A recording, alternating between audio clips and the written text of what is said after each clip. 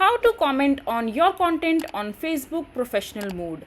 Hello everyone, welcome back to our channel, and in this video I'm going to show you how you will be able to comment on your content on Facebook professional mode. So first of all, just simply open your Facebook account, and after that just log into your Facebook account using your credentials.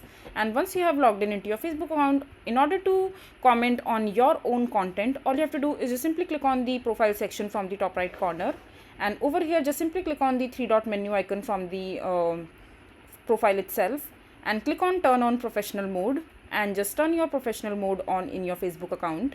And as soon as your professional mode is on your Facebook account, just simply click on next, and just simply turn on the professional mode and click on confirm.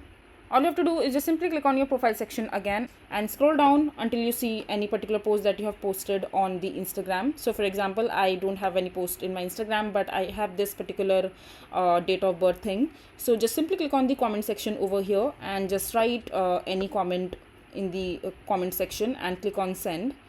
Now your comment has been posted on your own content. So this is basically how you will be able to comment on your Facebook content of your own.